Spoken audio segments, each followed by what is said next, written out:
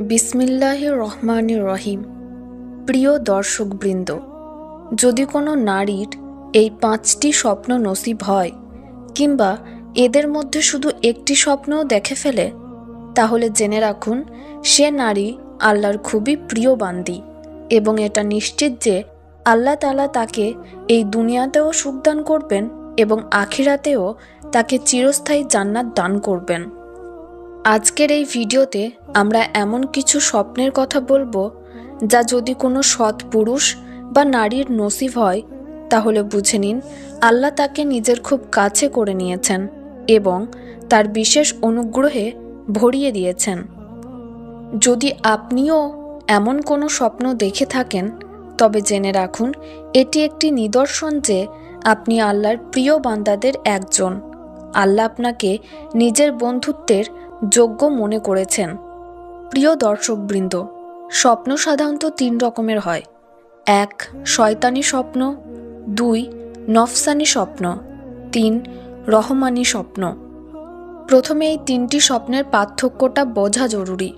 শয়তানি স্বপ্ন এগুলো সেই সব মানুষের স্বপ্ন যারা আল্লাহকে ভালোবাসে না, নামাজ পড়ে না, কোরআন বোঝে না আর গুনাহ ও ফাসাদে জীবন কাটায়।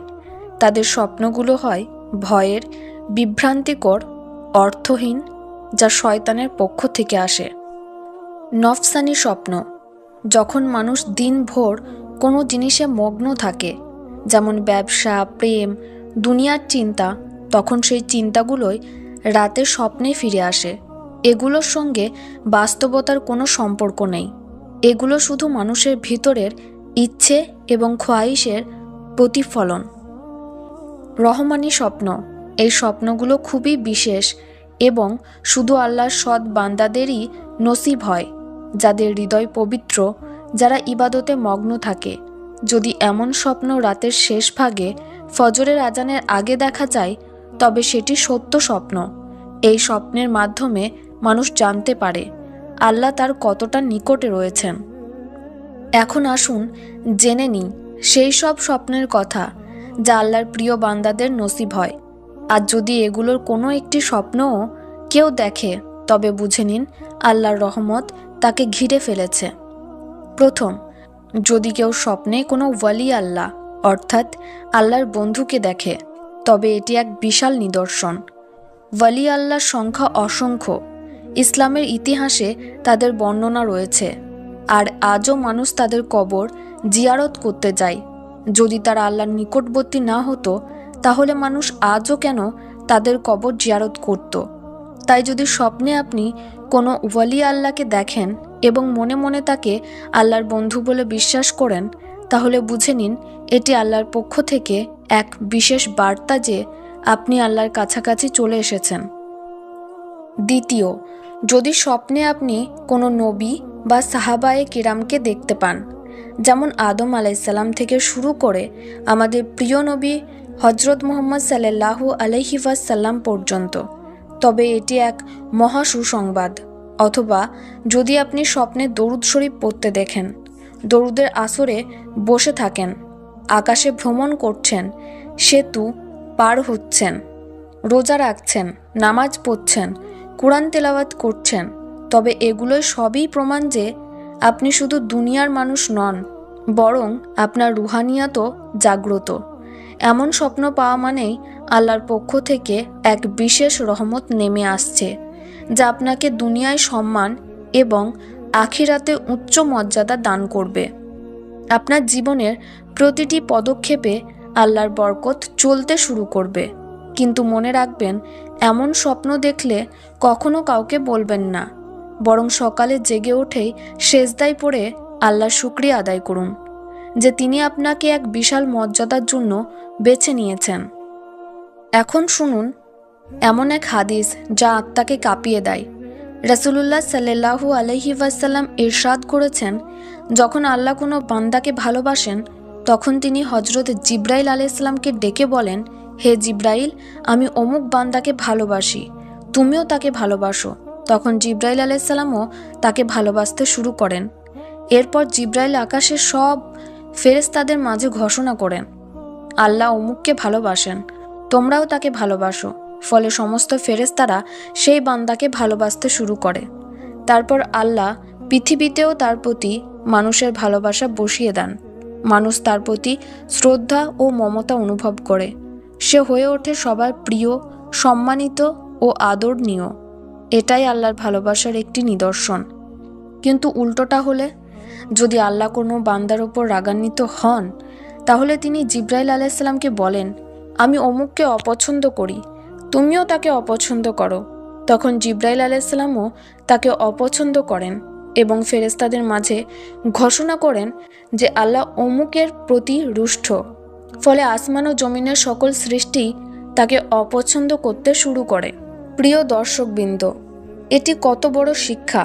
যদি আপনি দেখেন মানুষ আপনাকে ভালোবাসে, সম্মান করে, তাহলে জেনে রাখুন এটি আল্লাহর ভালোবাসারই নিদর্শন। আর যদি কেউ আপনাকে বিনা কারণে ঘৃণা করে, অবজ্ঞা করে, তাহলে নিজের জীবনটা পরোক্ষ করুন। হয়তো কোথাও কোনো কাজে আল্লাহ রুষ্ট হয়ে আছেন। হজরত আবদুল্লাহ ইবনে আব্বাস রাদিয়াল্লাহু তাআলা আনহু বলেন, কিয়ামতের দিন প্রথমে জান্নাতে প্রবেশ করবে তারা যারা প্রতিটি অবস্থায় আল্লাহর শুকরিয়া আদায় করত। এখন শুনুন 3টি বিশেষ রহমানি স্বপ্ন, যা যদি কোনো সৎবান্দা দেখে তবে এটি আল্লাহর ভালোবাসা, তার নৈকট্য ও সন্তুষ্টির প্রতীক। প্রথম স্বপ্ন, যদি আপনি স্বপ্নে কুরআন তেলাওয়াত করতে দেখেন, তাহলে জেনে রাখুন আপনি আল্লাহর খুবই পবিত্র বান্দা। এই স্বপ্নের অর্থ আল্লাহ আপনাকে সম্মান ও মর্যাদা দান করছেন। যদি এই স্বপ্ন যৌবনে আসে, তাহলে আল্লাহ আপনার জন্য দুনিয়ায় এক উচ্চ মর্যাদা নির্ধারণ করছেন। আর যদি বার্ধক্যে আসে, তবে এটি আল্লাহর পক্ষ থেকে ইঙ্গিত যে তিনি আপনার অতীতের ভুলগুলো ক্ষমা করে দিয়েছেন এবং ভবিষ্যৎ জীবনকে আরও নৈকট্যপূর্ণ করে দেবেন। দ্বিতীয় স্বপ্ন, যদি আপনি স্বপ্নে গোসল করতে দেখেন, তাহলে এটি এক মহান রুহানি বার্তা। যেমন শারীরিক গোসল দেহকে পরিশুদ্ধ করে, তেমনি এই স্বপ্নের অর্থ আল্লাহ আপনার আত্মাকে পরিশুদ্ধ করছেন, আপনার গুনাহ, খারাপ চিন্তা ও হৃদয়ের ময়লা দূর করছেন। যদি এমন স্বপ্ন যৌবনে দেখা যায়, তবে আল্লাহ চান আপনি গুনাহ থেকে বাঁচুন এবং সৎপথে চলুন। তৃতীয় স্বপ্ন, যদি আপনি স্বপ্নের সেজদায় লুটিয়ে কান্না করেন অথবা হাত তুলে দোয়া করেন, আল্লাহর কাছে ক্ষমা চান, তাহলে জেনে রাখুন এটি খুবই বিরল ও বিশেষ স্বপ্ন।